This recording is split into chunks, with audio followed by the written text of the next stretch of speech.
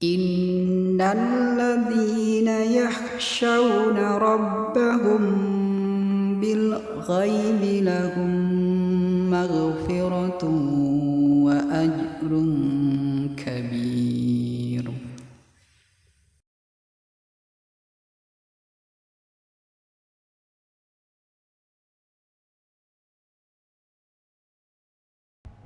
Assalamualaikum warahmatullahi wabarakatuh.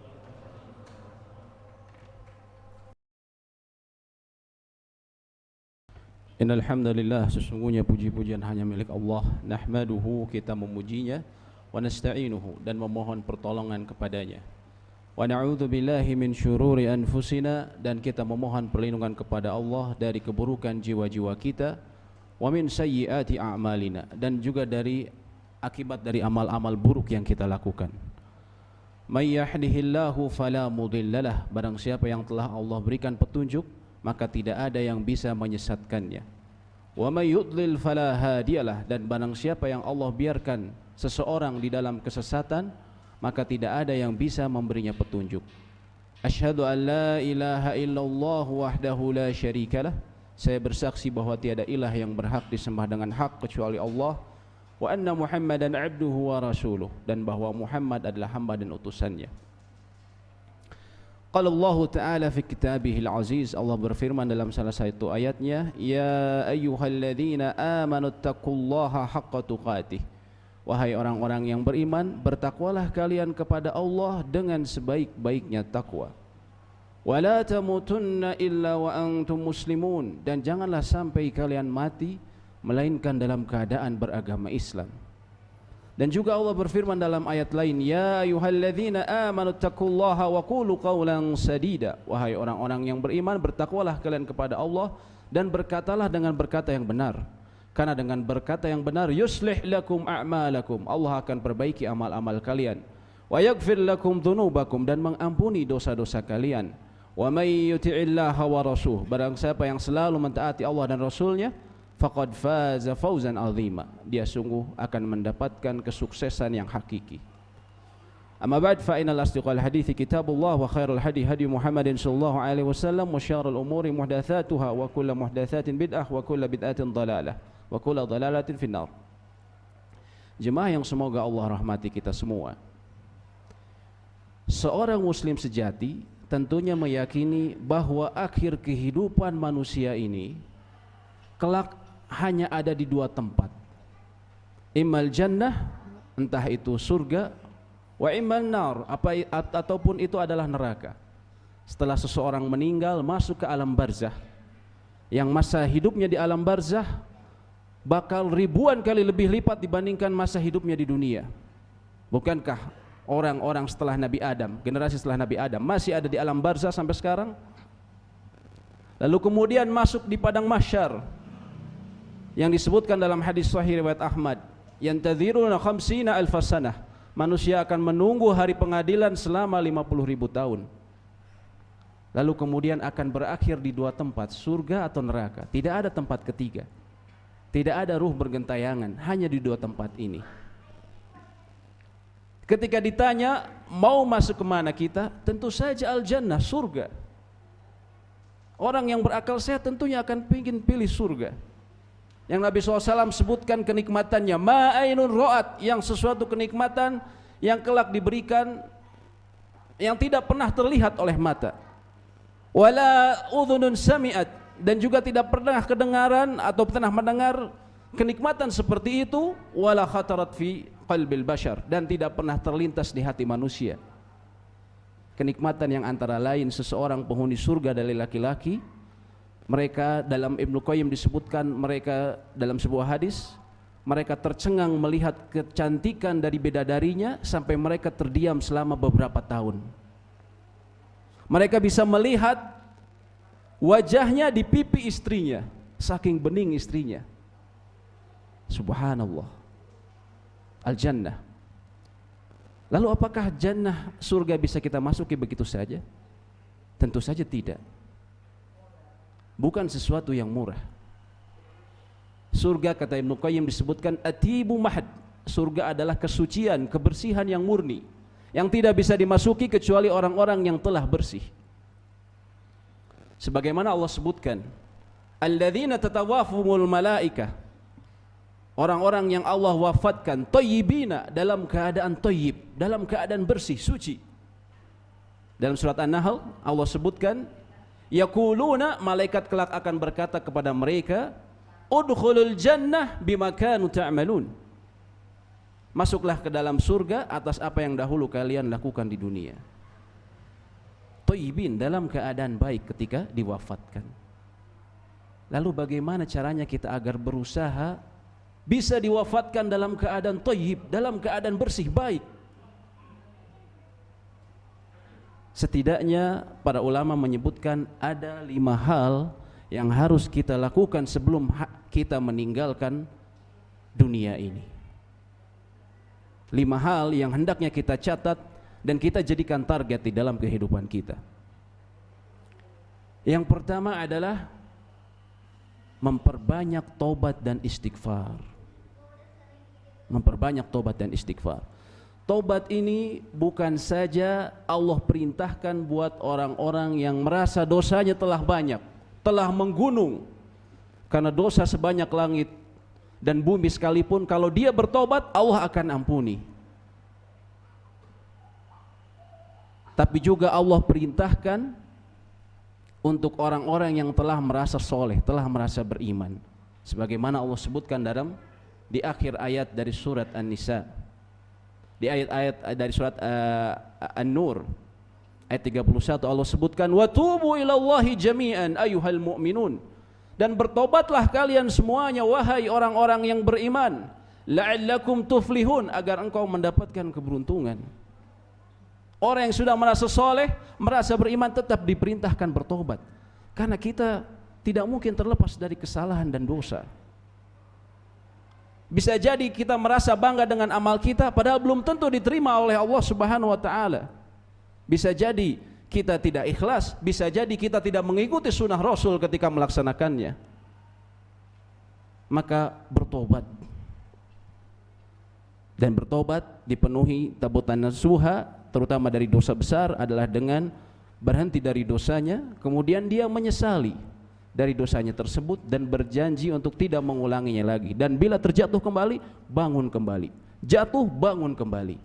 Dan bila berhubungan dengan manusia, misalnya dia pernah merampas, menggelapkan dana, menggelapkan anggaran, maka kembalikan sebelum ajal menjemput, harus dikembalikan, minta dihalalkan. Dan juga hendaklah seseorang memperbanyak istighfar.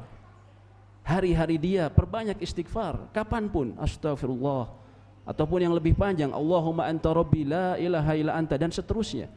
Karena Nabi sallallahu alaihi wasallam, bahkan beliau katakan, wallahi inni la astaghfirullah akthar min 70 marrah fil yaum, demi Allah sesungguhnya beliau Nabi yang diampuni dosanya yang telah dahulu yang akan datang, aku beristighfar memohon ampun kepada Allah lebih dari 70 kali dalam satu hari. Maka siapakah kita merasa lebih soleh dari Nabi? Maka hendaklah kita memperbanyak istighfar. Amalan kedua, melakukan yang disebut para ulama al-hasanatu al-mahiyat, memperbanyak amal-amal yang menghapus, amal-amalan yang menghapus kesalahan-kesalahan kita. Seseorang yang dahulu dipenuhi dengan masa kelam, maka perbaiki sisa hidupnya untuk memutihkan sisa kehidupan berikutnya. Meninggalkan sholat, dia bertobat, memperbaiki sholatnya dengan baik, laksanakan dengan baik. Dia menyia-nyiakan harta digunakan untuk sesuatu yang haram atau tidak manfaat, maka sekarang saatnya lakukan untuk memperbaiki dengan menginfakkan pada yang Allah ridhai. Perhatikan hal-hal yang fardu terlebih dahulu, memperbanyak amal-amal penghapus, yaitu dengan memperhatikan amal-amal fardu, perbaiki amal-amal fardu, lalu kemudian memperbanyak amal-amalan sunnah. Karena Allah Subhanahu wa taala sebutkan dalam surat Hud ayat 114, innal hasanat yudhibna sayyiat, sesungguhnya kebaikan-kebaikan itu akan menghapus kesalahan-kesalahan seseorang. Kebaikan yang dia banyak perlakukan akan menghapus kesalahan-kesalahan dia yang telah lalu.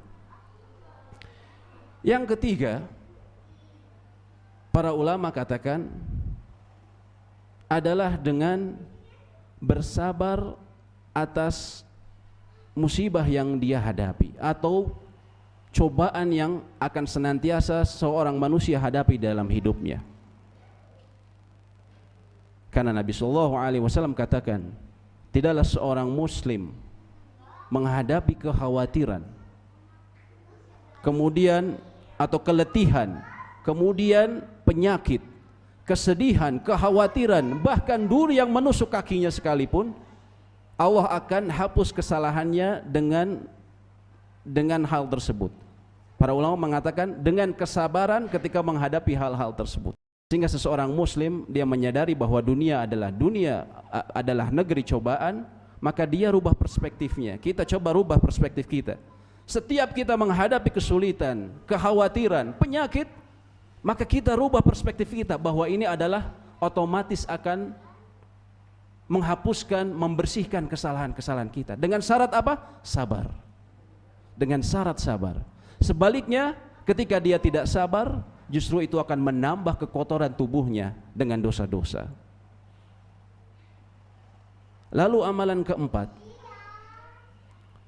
para ulama katakan yang bisa kita lakukan agar kita berharap Allah membersihkan kesalahan kita adalah dengan berusaha mendidik anak yang soleh, dan juga dengan kita bergaul dengan orang-orang yang soleh. Kenapa? Karena Nabi SAW katakan, idza mata ibnu Adam, bila seseorang anak Adam meninggal, in qata'a amaluhu anhu amaluhu, akan putus semua amalnya. Akan tetapi ada 3 amal yang tidak terputus, di antara lain sedekah jariyah, ilmu yang bermanfaat, dan yang terakhir adalah waladun salih yad'ulah, seorang anak soleh yang mendoakan bagi dia, memohon ampunan bagi ayahnya, bagi ibunya. Ya Rabb, ampuni ayahku dahulu di dunia.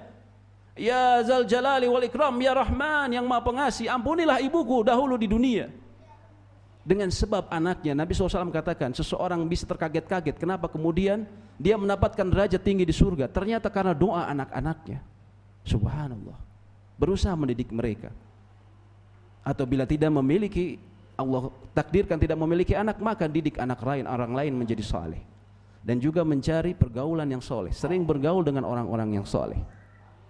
Nabi SAW katakan dalam hadis riwayat Muslim, ma min rajulin muslim, tidaklah seseorang muslim yamut, dia meninggal, lalu kemudian ada 40 orang yang mensolatkannya, wala yusyriku billahi syai'a, yang 40 orang ini mereka tidak pernah berbuat syirik kepada Allah, illa syafa'ahumullahu fih, kecuali Allah akan jadikan orang yang menyolatkannya itu menjadi penolong bagi dia, syafaat bagi dia.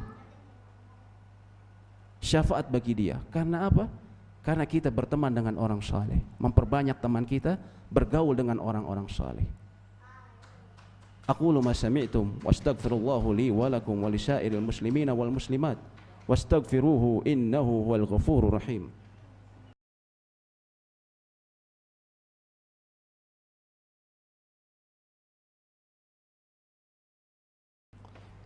Alhamdulillah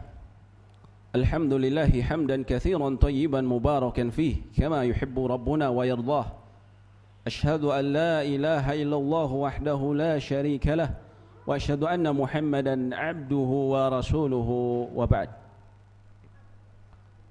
Itulah 4 perkara yang para ulama katakan agar kita bisa membersihkan dosa kita, memperbanyak melakukan terus-terus memperbaharui tobat kita dan memperbanyak istighfar dalam lisan kita.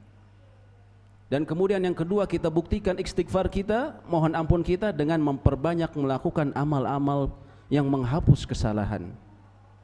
Yang ketiga, kita bersabar atas semua ujian yang kita hadapi dalam hidup kita. Dan yang keempat adalah dengan kita berusaha mendidik anak yang saleh atau anak orang lain agar saleh, dan juga bergaul dengan orang-orang saleh. Dan yang kelima adalah talabul ilmu syar'i, adalah menuntut ilmu agama. Apapun latar belakang kita, usia kita, kesibukan kita, maka wajib bagi kita untuk menuntut ilmu agama. Karena bagaimana caranya kita tahu tobat yang diterima di sisi Allah, beristighfar yang benar yang dicontohkan oleh Nabi SAW, Bagaimana tahu kita melakukan al-hasanatul mahiyat, amal-amalan yang bisa menghapus? Bagaimana caranya kita kemudian bisa bersabar yang diridhoi oleh Allah? Bagaimana cara kita mendidik anak supaya soleh dan bergaul dengan orang-orang soleh yang benar? Kecuali dengan ilmu. Kecuali dengan ilmu. Butuh ilmu kita.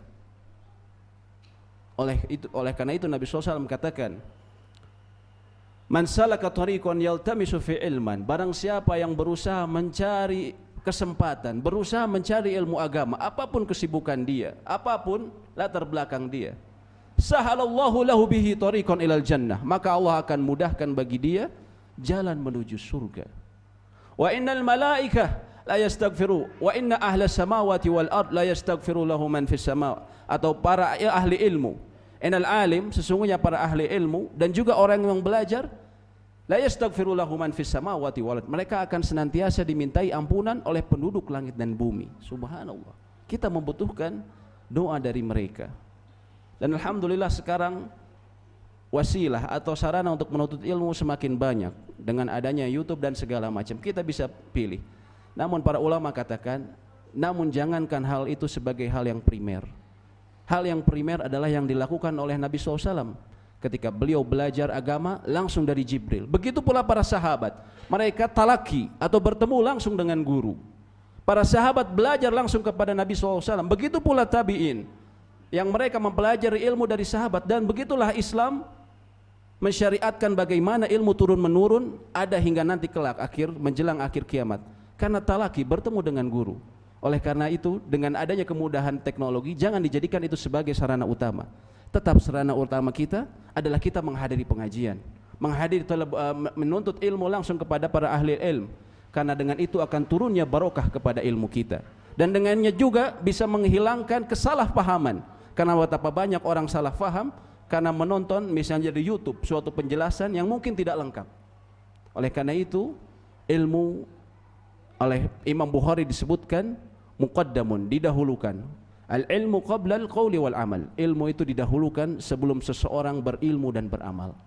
Itulah 5 tips yang bisa kita usahakan sebelum atau selama hidup kita masih ada. Jangan sampai kita lupakan 5 amalan ini, yaitu dengan memperbanyak tobat tadi dan juga istighfar, lalu kita buktikan dengan amal-amal yang menghapus dosa-dosa kita, dan yang ketiga dengan bersabar atas segala yang musibah yang Allah timpakan kepada kita, cobaan, dan keempat dengan berusaha mendidik anak yang soleh dan bergaul dengan orang-orang soleh, dan kelima adalah dengan talabul ilm, menuntut ilmu syar'i. Mari kita berdoa semoga Allah mudahkan kita menempuh jalan-jalan yang Allah ridhoi. Innallaha wa malaikatahu yusalluna 'alan nabi ya ayyuhalladzina amanu sallu 'alaihi wa sallimu taslima. Allahumma salli 'ala Muhammadin wa alihi wa sahbihi ajmain. Allahumma ighfir ya arhamar rahimin. Allahumma ighfir, ya Allah ampunilah, lil mu'minin wal mu'minat, bagi orang mukmin dan mukminat, wal muslimin wal muslimat, dan juga kaum muslimin dan muslimat, al ahya'i minhum wal amwat, mereka yang masih hidup dan juga yang telah mati mendahului kami. Innaka sami'un qaribun mujibu da'wat, sesungguhnya engkau maha mendengarkan doa-doa kami. Allahumma inna nas'alukal huda, ya Allah sesungguhnya kami memohon senantiasa hidayah, wat tuqa, dan juga ketakwaan, wal afafa, dan kesucian diri, wal ghina, dan kekayaan sejati. Allahumma inna nas'aluka husnal khatimah, ya Allah kami memohon husnul khatimah, wa na'udzubika min su'il khatimah, dan kami juga memohon perlindungan kepadamu dari akhir kehidupan yang buruk, su'il khatimah. Rabbana atina fid dunya hasanah wa fil akhirati hasanah wa qina adzaban nar. Rabbana atina fid dunya hasanah wa fil akhirati hasanah wa qina adzaban nar. Rabbana atina fid dunya hasanah wa fil akhirati hasanah wa qina adzaban nar. Amin. Allahumma amin. أقيموا الصلاة.